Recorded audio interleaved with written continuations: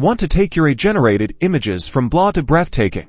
I'm going to show you how to change the background in Adobe Firefly so easily. You'll think it's magic. First, head over to Adobe Firefly and make sure you're logged in. We'll be using the Generative Fill feature for this, so click on that. Now, upload the image you want to work with. This could be something you've already generated in Firefly or something you've uploaded yourself. Use the brush tool to carefully select the background you want to replace. Don't worry about being perfect. Firefly is pretty smart.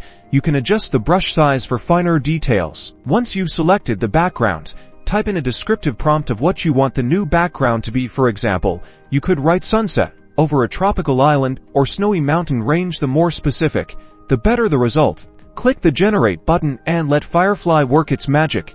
Firefly will give you a few different options to choose from. Browse through them and pick the one you like best. Not seeing anything you like? No problem. Just click the More button to generate even more options. Once you've found the perfect background, click the Keep button, and voila!